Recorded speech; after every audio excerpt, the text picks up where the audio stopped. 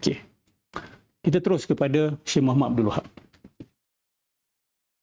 Hujahan paling utama yang digunakan oleh mereka-mereka yang mempertahankan Muhammad bin Abdul Wahab ini adalah, berlaku peperangan, tapi dia setakat mempertahankan diri dia. Sebab orang serang, dia takkan dia nak diam, dia mestilah pertahankan diri dia. Okey. Adakah dakwaan ini benar? Kita baca apa yang ditulis sendiri. Okey.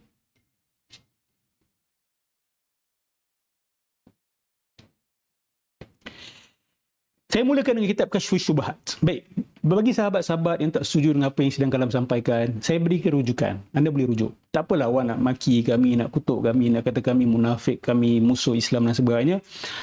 Saya maafkan dan saya minta Allah ampunkan anda. Okay? You just do not know what you are talking about. It's okay. Okay? Saya bagi rujukan ini, awak pergi rujuk. Kalau awak tak faham bahasa Arab, awak cari guru-guru yang boleh faham bahasa Arab. Buka buku dia ni dan cek betul tak apa yang saya nukil ni ada dalam kitab. Wa'araftu. Ini dalam muka surat 6, Kasyfus Syubhat. Ditulis sendiri oleh Muhammad bin Abdul Wahab. Bukan Muhammad bin Rustum. Saya pun tak tahu mana dapat cerita bahawa kami mengelirukan diri kami dengan Muhammad bin Rustum. Mana datang cerita ni? We are talking about Muhammad bin Abdul Wahab, pengasas gerakan Wahabiyah. Okay.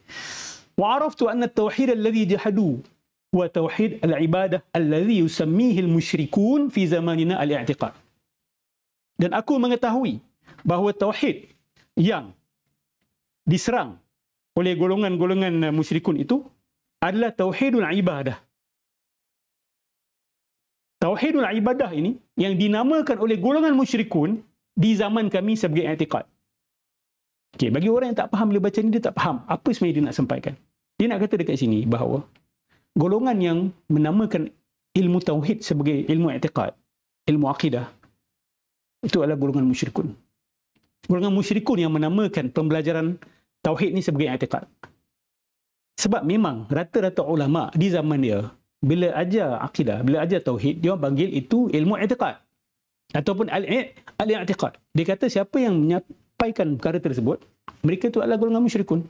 Golongan musyrikun yang menamakan pembelajaran akidah sebagai i'tiqad. Dia tengah tuju kepada siapa ni? Majoriti ulama zaman dia tu, dia panggil musyrikun. Muka surat 11 pula.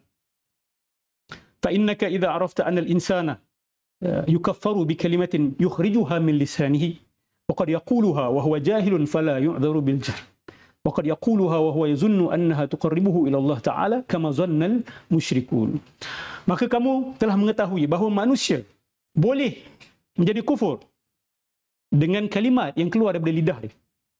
Dan dia boleh bercakap kalimat-kalimat kufur dalam keadaan dia jahil. Fala yu'dharu bil jahl. Dalam keadaan itu pun dia tidak boleh diberikan uzur kejahilan. Boleh seseorang itu bercakap dan dia menyangka bahawa ucapan dia itu mendekatkan diri kepada Allah Subhanahu Wa Taala. Sama juga seperti yang dianggap oleh golongan musyrikun. Musyrikun tu bila dia cakap sesuatu, dia anggap benda tu baik. Tapi tetap dia dianggap kufur kerana kalam-kalam tersebut. Okey. Muka surat 12 pula. Wa qad yakunu li a'da'i tauhid ulum katsirah wa kutub wa hujaj kama qala Allah Ta'ala falamma ja'atuhum rusuluhum bil bayinat farhu bima indahum minal ilm.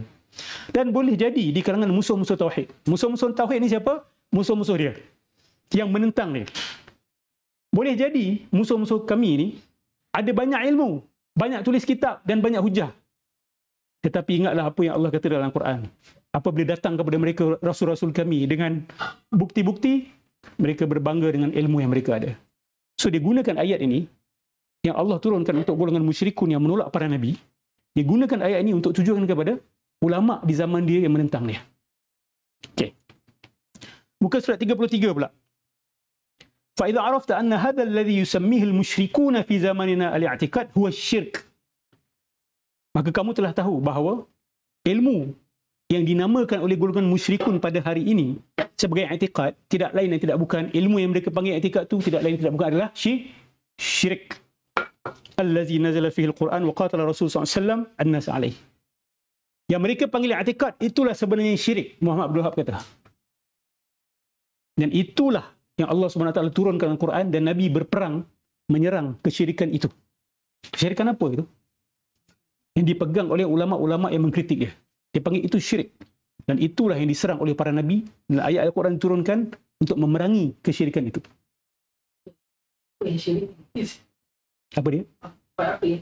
Dia kata pegangan orang-orang yang mengkritik dia itu, yang menentang dia punya definisi terhadap tauhid rububiyah dan tauhid uluhiyah itu, versi dia orang tu adalah versi syirik. Itulah syirik sebenarnya. So siapa yang tolak dia punya pembahagian rububiyah dengan tauhid uluhiyah ni, dia orang ni musyrik.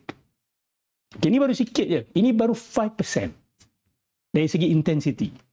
Kita belum pergi kepada yang paling teruk. Okay. Muka surat 36. Iza tahaqqaqta anna alladhina qatalahum Rasulullah SAW as-sahwa qulan wa akhafu syirkan min haula. Astaghfirullah. Kamu terima kenyataan-kenyataan macam ni, sahabat-sahabat kami yang menyokong Muhammad bin Abdul Wahab. Dia kata apa?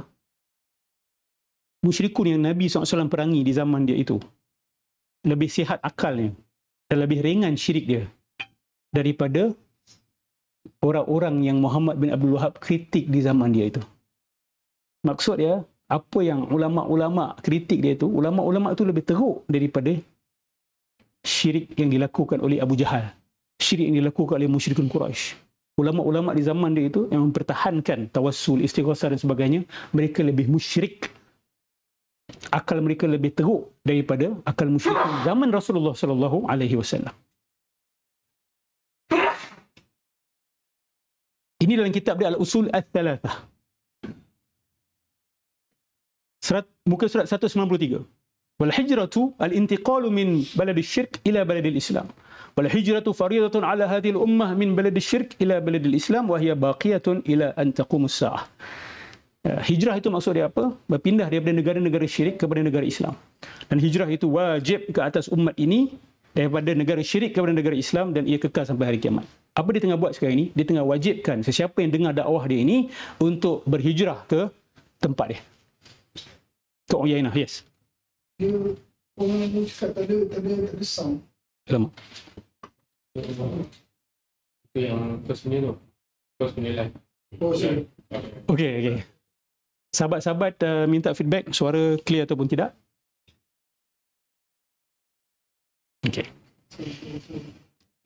Okey.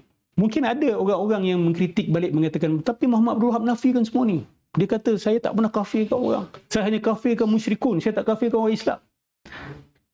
Dan kami tidak pernah mewajibkan hijrah kepada kami. Tapi perbuatan-perbuatan dia itu menyanggahi kenyataan-kenyataan dia. So, awak nak tengok kenyataan seseorang. Kenapa? Okey. Awak nak menyanggahi kenyataan-kenyataan seseorang, atau awak nak pegang pada kenyataan dia, awak nak tengok perbuatan dia. Orang tengah isap rokok. Lepas tu dia kata, saya tak isap rokok. Saya bukan perokok. Tapi dia tengah isap rokok. Awak nak ambil kalam dia atau awak nak ambil perbuatan dia? Saya tak bunuh orang. Tapi dia bunuh orang. Saya tak bunuh orang Islam. Tapi dia bunuh orang-orang yang bersyahadah. Pegang rukun iman, rukun Islam. Mana satu kita nak ambil? Sebab tu tak jujur kalau buka buku dia, lepas tu tiba-tiba ambil kalam-kalam dia, menafikan dia buat benda-benda ni. Tengok pengakuan dia sendiri. Pengakuan murid-murid dia sendiri. Apa yang dia buat. Apa yang dipraktis oleh dia. Pertumpahan darah yang dia buat ni, dia tak nafikan. Cuma dia kata, aku tak bunuh orang Islam. Siapa kata aku bunuh orang Islam? Aku hanya bunuh musyrikun. That doesn't solve the problem. It even adds to the problem. So soalan dia kembali kepada siapa musyrikun yang kamu masukkan ini? Ya. Yeah.